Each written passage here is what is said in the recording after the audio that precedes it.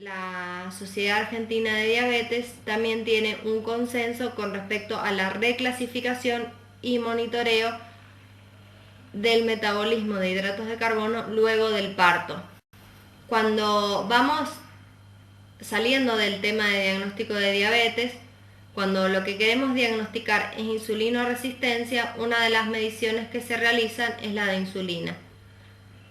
La insulina aislada en ayunas generalmente correlaciona inversamente con la sensibilidad a la insulina. O sea, a mayor insulina vamos a tener una menor sensibilidad de insulina. El problema de esta medición es que existe una gran superposición de valores que diferencian a normales de insulino resistente, y un problema con el que luchamos muchos laboratorios es que existe una gran variabilidad de acuerdo a la metodología utilizada. Se puede realizar mediciones de insulinemia durante la prueba de tolerancia oral a la glucosa. Esto no es muy exacto y tiene un alto coeficiente de variación intraindividuo de aproximadamente un 30%. Y se requiere una reserva estimulable de insulina endógena. Ya que requiere de una reserva estimulable de insulina endógena, no solamente vamos a depender de la sensibilidad a insulina, sino de la indemnidad de la célula beta y de su capacidad secretoria. Otro de los modos de realizar la evaluación de la insulinosensibilidad es el clamp euglucémico. Este es el método de referencia. En este método se realiza una infusión continua de insulina y conjuntamente una infusión de glucosa para lograr una glucemia de 90 miligramos por decilitro. La cantidad de glucosa infundida para mantener la normoglucemia va a ser una medida de la insulinosensibilidad. O sea que a mayor cantidad de glucosa que yo infunda, va a ser mayor la insulinosensibilidad. Este es un método muy laborioso y es muy incómodo para el paciente, ya que tiene que estar canalizado por ambos brazos y dura por lo menos 2 horas. Otros modos que se correlacionan con el clamp euglucémico sin llevar a todas esas dificultades son modelos matemáticos como el HOMA o Homeostasis Model Assessment, que es simplemente un cálculo matemático en el cual incluimos la insulina en ayunas y la glucosa en ayunas dividido por un factor. Y otro de estos modelos matemáticos que también tiene una buena correlación con el clamp es el Quickie.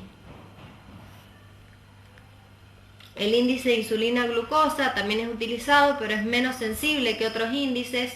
Los pacientes normales generalmente tienen un valor menor a 0.3 y en un valor mayor a 0.5 podemos sospechar de un hiperinsulinismo secundario de insulinoresistencia. Con respecto al control del paciente diabético, vamos a tener una hemoglobina glicosilada que pues generalmente se requiere que sea menor que 7, aunque en algunos pacientes se puede exigir un control glucémico un poco más estricto y se le pide un valor de 6,5%. Y otro de las moléculas que se usan para el control, otro de los analitos que se utilizan para el control del diabético es la fructosamina. La fructosamina es muy útil sobre todo en los estados que tienen una disminución de la sobrevida del glóbulo rojo, como hemoglobinopatías o anemia hemolítica, en un paciente que tenga que controlarse todo el tiempo porque sea muy lábil, luego de un cambio terapéutico o al instalar la terapia insulínica o la terapia hipoglucemiante, y en la mujer embarazada. El problema de esta medición es que puede llegar a tener interferencias por anticuerpos IgA y por hemólisis. La microalbuminuria debe realizarse a partir del 5.º año de evolución en el paciente diabético tipo 1 y si el debut es en la pubertad debe realizarse antes. En diabéticos tipo 2 debe realizarse a partir del momento del diagnóstico y anualmente a partir de ese momento. Cuando las microalbuminurias están elevadas, se debe realizar semestralmente, no cada un año. Actualmente se propone el cambio del nombre microalbuminuria como a albúmina urinaria. La medición de la microalbuminuria o albúmina urinaria puede realizarse en orina de 24 horas o en la primera orina de la mañana, pero asociándola a la creatinina, haciendo una relación albúmina-creatinina urinaria.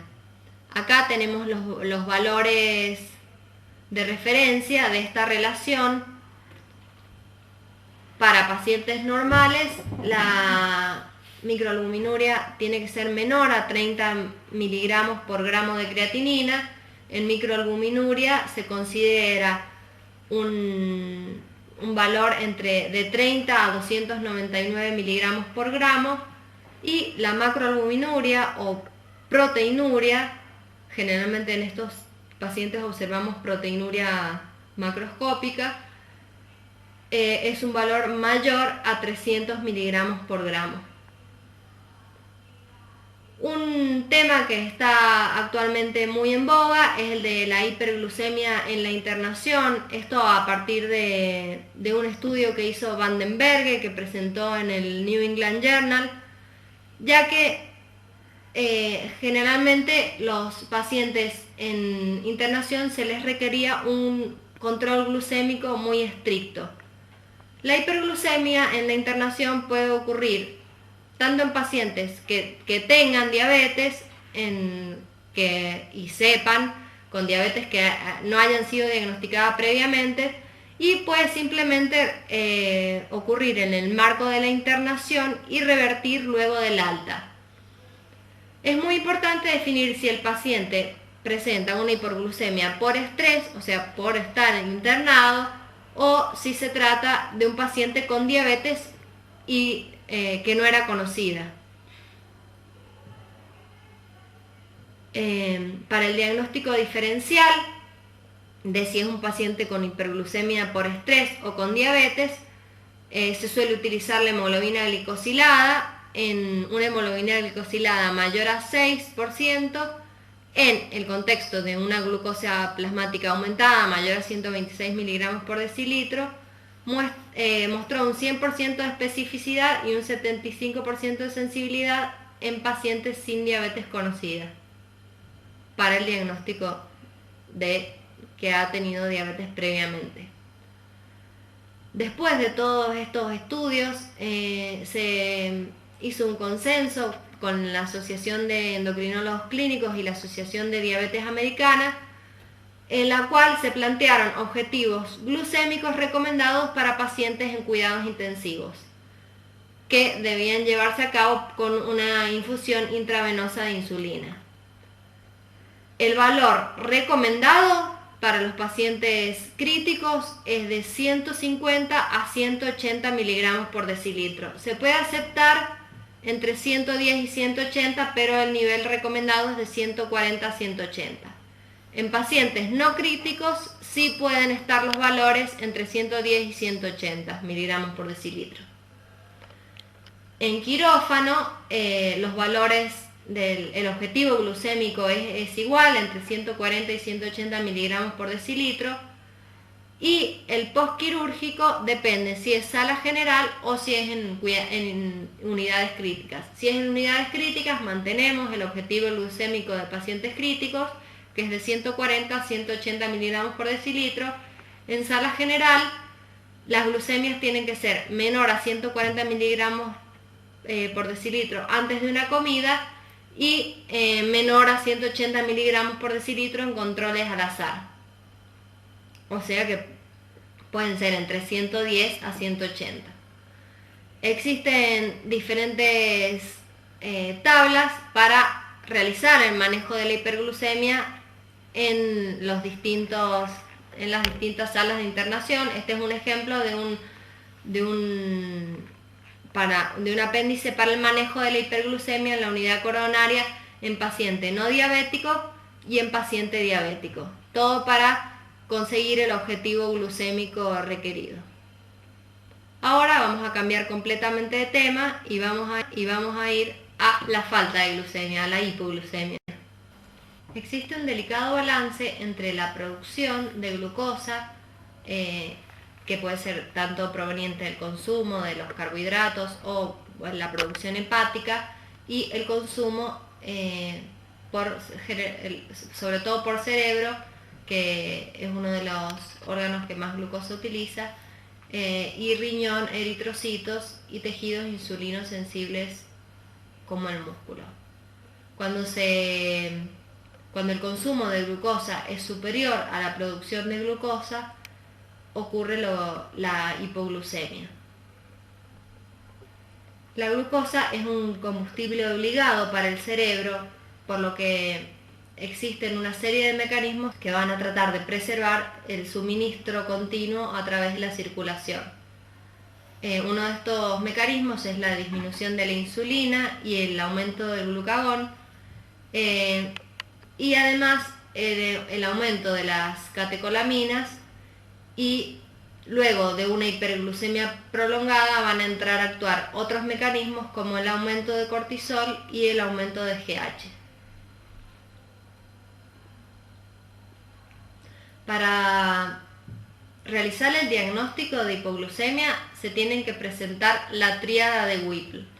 Esto es, que haya presencia de síntomas tanto neuroglucopénicos o adrenocolinérgicos, una glucemia capilar o plasmática baja, alrededor de 50 miligramos por decilitro, y que al aumentar la glucemia desaparezcan estos síntomas.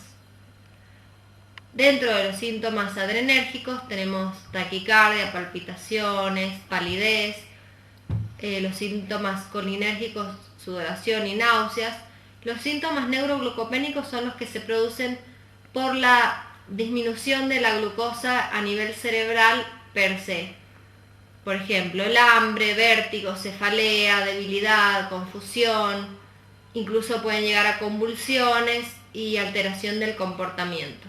La evaluación, cuando la causa no sea evidente, tanto por la presencia de drogas como enfermedad crítica, deficiencia hormonal o tumores, tenemos que medir glucosa plasmática, insulina, péptido C, proinsulina, beta-hidroxibutirato, que es un cuerpo cetónico, hacer un screening para ver si hay presencia de hipoglucemiantes orales, para ver si no es una hipoglucemia facticia, o la presencia de anticuerpos antiinsulina. La medición de insulina, péptido C y proinsulina es importante para ver si hay un hiperinsulinismo exógeno por una administración exógena de insulina, de un hiperinsulinismo endógeno. Generalmente cuando hay una administración exógena de insulina se produce un aumento de la insulina, pero el péptido C y la proinsulina están en niveles normales o bajos. Si los síntomas ocurren principalmente durante el periodo de ayuno, se pueden realizar pruebas funcionales con un ayuno de hasta 72 horas, y en el caso que los síntomas de la hipoglucemia sean postprandiales, se debe realizar una comida mixta o que coma el paciente lo que generalmente le provoca los síntomas. En el hiperinsulinismo endógeno lo que observamos es una glucemia menor a 55 miligramos por decilitro, una insulina, acá está expresado en las dos unidades, mayor o igual a 3 microunidades internacionales por mililitro, o mayor a 20,8 picomoles por litro, un péptido C de por lo menos 0,6 nanogramos por mililitro y una proinsulina mayor o igual a 5 picomoles por litro. En la hipoglucemia por insulina o por IGF, lo que observamos son niveles de beta hidroxibutirato menores a 2,7 milimoles por litro y un aumento en la glucemia después de glucagón intravenoso de por lo menos 25 miligramos por decilitro. Bueno, ahora vamos a ver el mecanismo por el cual se produce la hipoglucemia en los pacientes con anticuerpos antiinsulina o antirreceptor de insulina. Al producirse una ingesta de hidratos de carbono, vamos a tener una liberación de insulina a circulación que se va a unir con los anticuerpos circulantes antiinsulina. Estos luego se van a disociar en cualquier momento y en una forma al azar, provocando que toda esta insulina que quede en circulación nos provoque la hipoglucemia. También existen anticuerpos contra el receptor de insulina, en el cual los mecanismos son similares. El siguiente tema que vamos a discutir es el tema de la hipoglucemia en neonatos. Si bien la alimentación maternal es intermitente, el pasaje de glucosa hacia el feto es continuo, por lo cual cuando se corta el cordón umbilical, este se enfrenta al primer estrés del primer ayuno. Se genera entonces una liberación de glucagón que van a tratar de mantener los niveles de glucemia durante las primeras horas de vida hasta la primera ingesta.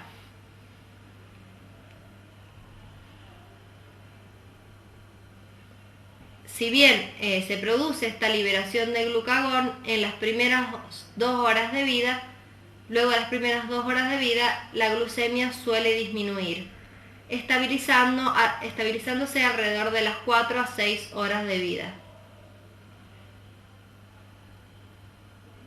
El 10% de los neonatos, sin embargo, no pueden mantener una concentración plasmática de glucosa mayor a 30 miligramos por decilitro si su primera comida demora entre 3 a 6 horas luego del nacimiento. Muchos de estos neonatos son asintomáticos y el diagnóstico no solamente se realiza en base a una glucemia aislada, sino también en base al cuadro clínico. Las causas de hipoglucemia neonatal pueden ser un suministro de glucosa inadecuado, por lo que no se está alimentando o se demoró su primera comida, un almacenamiento de glucógeno inadecuado, una producción de glucosa alterada, que puede ser tanto por glucogenólisis o por gluconeogénesis, o por un aumento en la utilización de glucosa por hiperinsulinismo. En una madre con hiperglucemia, el hiperinsulinismo va a provocar en el páncreas del feto una maduración prematura de los islotes pancreáticos y una hipertrofia de la célula beta. Esto nos va a llevar a una hiperinsulinemia fetal y neonatal que va a ser difícil contrarrestar con la glucemia circulante en las primeras horas de vida. Los valores de corte para la Asociación Americana de Pediatría de hipoglucemia neonatal es una glucemia menor a 47 miligramos por decilitro, aunque generalmente se utilizan 45 miligramos por decilitro previo a la alimentación. Otros grupos hablan de una glucemia menor a 36 miligramos por decilitro en neonatos sintomáticos y una glucemia menor a 45 miligramos por decilitro si los neonatos son asintomáticos. Las causas de hipoglucemia además pueden ser desórdenes en el metabolismo del glucógeno, de la gluconeogénesis, que puede ser el déficit de fructosa 1,6-bisfosfatasa, enfermedades del metabolismo de los aminoácidos, una muy conocida es la enfermedad de la orina de jarabe de arce. Dentro de los errores del metabolismo de los carbohidratos tenemos la galactosemia, que es una de las enfermedades que se pesquisan con el screening neonatal, y también puede causar la hipoglucemia un desorden en el metabolismo de los ácidos grasos. Dentro de las manifestaciones clínicas tenemos hipotonía, irritabilidad, llanto débil o agudo, hipotermia. Generalmente estos neonatos suman la hipoglucemia, que no se pueden alimentar bien porque tienen una succión débil, por lo cual la hipoglucemia se perpetúa. Los infantes en riesgo de hipoglucemia son bebés prematuros o que sean grandes o pequeños para su edad gestacional. Los bebés prematuros, ¿por qué? Porque el depósito de glucógeno generalmente se realiza en los 3 meses últimos del embarazo. Entonces, si nació antes de esto, sus reservas de glucógeno van a estar disminuidas. También tienen reservas de glucógeno disminuidas los bebés con retraso de crecimiento intrauterino. Los infantes de madres diabéticas, por lo que habíamos explicado antes del hiperinsulinismo, o neonatos que estén en cuidados intensivos por otras condiciones como sepsis o asfixia. Los hijos de madres tratados con hipoglucemiantes orales o los infantes con policitemia por un mayor consumo de la glucosa por su mayor cantidad de glóbulos rojos. Se debe medir la glucosa 1 o 2 horas después del parto en infantes de riesgo o cuando se presenten síntomas de hipoglucemia. Es muy importante tomar las muestras antes de alimentarlos y se debe realizar una estrecha vigilancia en las primeras 12 a 24 horas hasta que las glucemias se normalicen. La hipoglucemia en niños, los síntomas son muy similares: irritabilidad, nerviosismo, cianosis, taquipnea, hipotermia, problemas en la alimentación. Para la evaluación hay muchos factores a tener en cuenta, por ejemplo la edad de inicio, ya que hay ciertas anormalidades congénitas que se presentan antes o después del año de vida, factores dietarios, por ejemplo, si el niño no ha estado consumiendo alimento por alguna enfermedad, si hubo ingesta de productos lácteos o fructosa. En el caso de la ingesta de productos lácteos que cause una hipoglucemia puede ser por galactosemia, o en el caso de que hayan ingerido fructosa puede ser una intolerancia a la fructosa hereditaria. La ingestión de proteínas puede ser por un desorden en el metabolismo de los aminoácidos. Hay que descartar, por supuesto, que no haya ingerido medicamentos como hipoglucemiantes orales, incluso alcohol. Es importante la historia familiar, ya que otros miembros afectados pueden indicar que haya un error congénito del metabolismo, como una oxidación de los ácidos grasos o una deficiencia hormonal. Otros rasgos dentro del examen físico a tener en cuenta es el peso y la estatura o el largo, ya que el déficit de GH, por ejemplo, va a provocar una hipoglucemia. Defectos en la línea media que pueden ser producidos por el hipopituitarismo y o el déficit de GH, que también nos van a llevar a hipoglucemia. Si existe hepatoesplenomegalia y macrosomía, puede ser un síndrome de Beckwith-Wiedemann. Y en el caso que haya hepatomegalia e hipotonía, es muy importante sospechar de desórdenes en el almacenamiento del glucógeno, de la gluconeogénesis o galactosemia. En el caso de que observemos hiperpigmentación en el examen físico, es importante descartar que no haya una insuficiencia suprarrenal que sea la causa de esta hipoglucemia.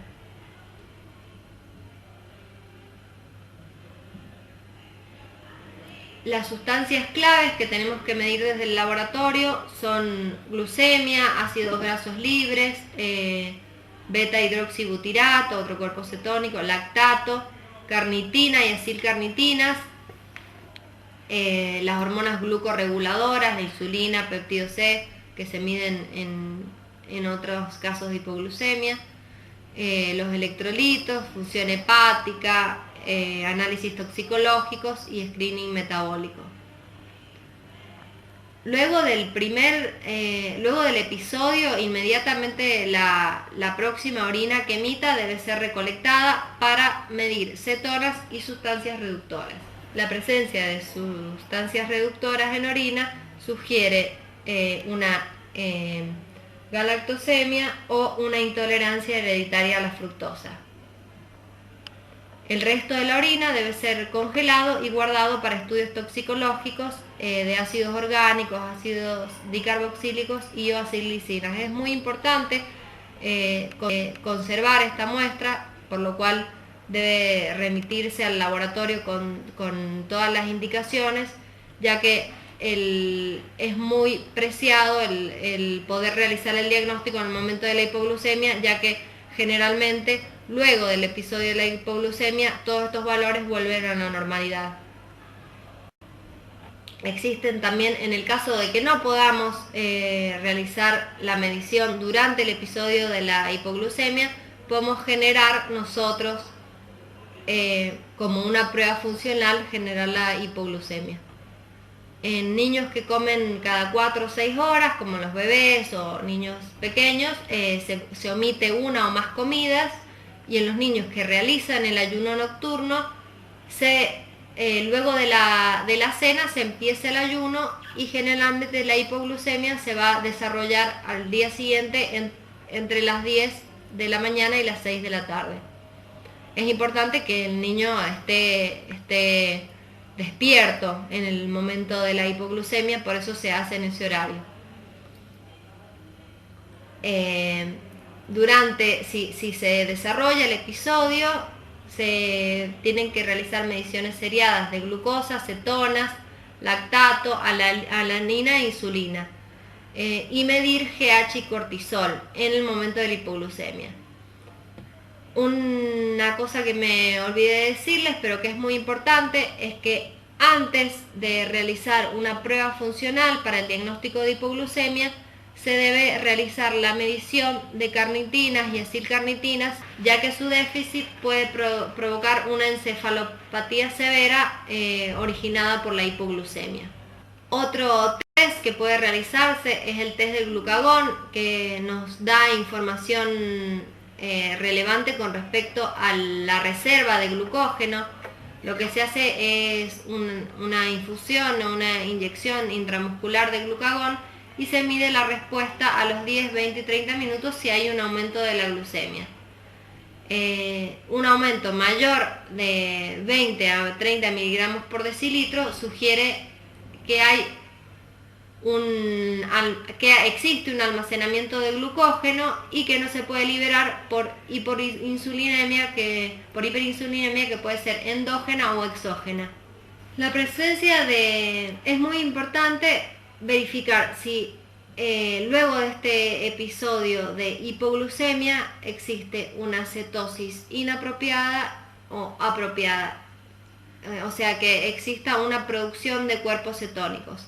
Lo que va a medir esto es si se puede utilizar los ácidos grasos libres